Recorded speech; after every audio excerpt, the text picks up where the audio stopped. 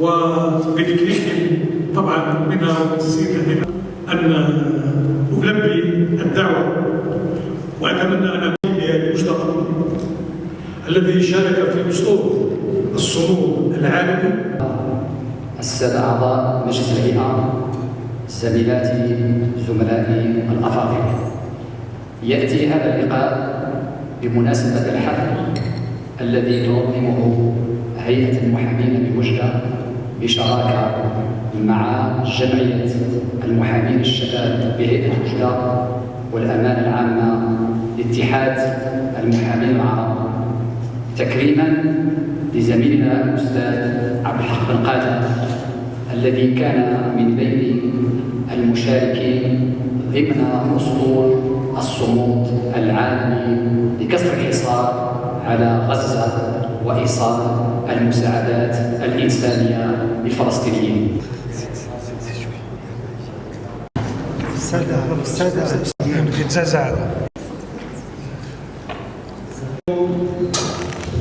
زميلنا الأستاذ عبد الحق بن قادر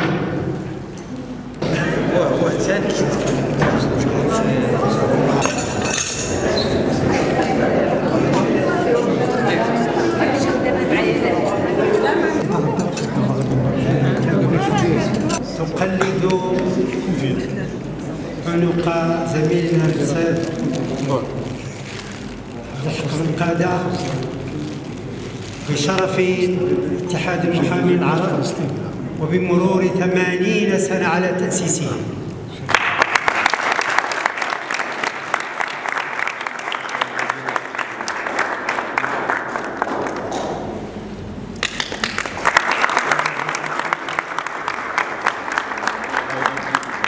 كما تكرم بنفس الميدالية السيد نقيب هيئة المحامين بوجدة الذي شارك في شخصية زميلنا الأستاذ حسين أسلام.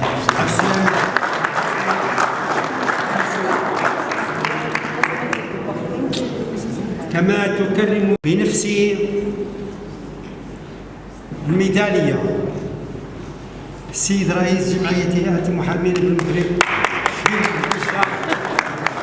رئيس جمعية المحامين الشباب حسام زياد ولون السلام والحرية لشعب فلسطين شهداء سبق. عفوا هذه الدكتور اشترك من بيروت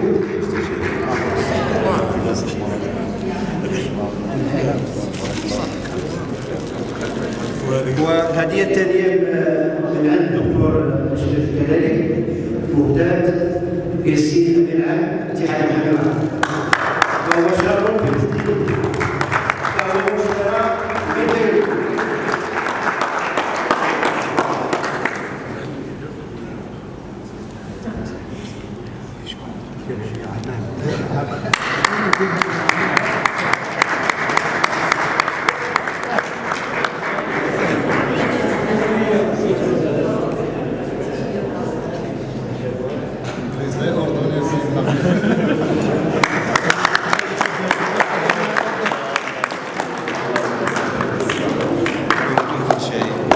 أشكركم شكرا جزيلا على هذا اللقاء على الذي خصتموه لنا بهذه الصفة. نحن في هذا اللقاء لجمع الفعاليات الحقوقية بصفة خاصة المحامين لدى هيئة وجدة، هذه الهيئة العريقة في التاريخ. نجتمع في الحقيقة بدعوة من مكتب جمعية هيئة المحامين الشباب بوجدة وبشراكة مع هيئة المحامين بوجدة والأمانة العامة لاتحاد المحامين العرب من أجل تكريم زميل ينتمي لهيئة المحامين بوجدة وهو الأستاذ عبد الحق بن قادة على قيامه بالمشاركة في الأسطول العالمي لفك الحصار على غزة. حقيقة أنه قام بهذا الواجب، ونحن كلفناه بالنيابة عن اتحاد المحامين العرب، وقام بدوره كاملا وشارك. عندما نقول مشاركته أننا نقول أنه ضحى في الحقيقة بحياته من أجل رفعة القضية الفلسطينية والدفاع عن القضية الفلسطينية وتحرير المواطن في غزة، المواطن المحاصر من طرف العدو الصهيوني الإسرائيلي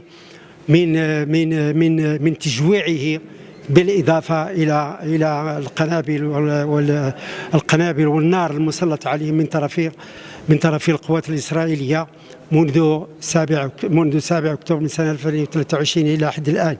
ولذلك فنحن نكرمه على هذه المشاركة الفعالة والإيجابية والتي قام بها بالنيابة عن اتحاد المحامين العرب. بداية أتقدم بالشكر الجزيل والتقدير لزملائي وزميلاتي بهيئة وجدة على هذا التكريم وعلى هذا الاحتفاء لشخص المتواضع هنا بنادي المحامين بوجدة، وعلى رأسهم السيد نقيب هيئة المحامين بوجدة والسادة أعضاء المجلس والسيد الأمين العام اتحاد المحامين العرب والسيد رئيس جمعية المحامين بوجدة وكافة أعضاء مكتب الجمعية وعموم الزميلات والزملاء.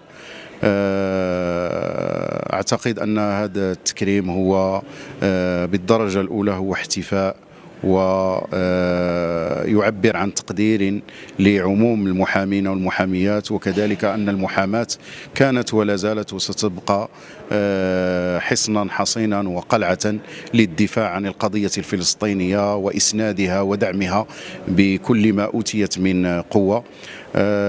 اليوم الإشارة أن المحاماة ليست فقط في المحاكم وفي مختلف واجهاتها الحقوقية والقانونية، بل هي موجودة في الصفوف الأولى في هذا النضال العالمي الشعبي المناهض للصهيونية والمتجسد في المبادرة الإنسانية لأسطول الصمود العالمي التي اتجهت بسفنها من أجل كسر هذا الحصار الظالم ووقف جريمة التجويع عن أهلنا في غزة.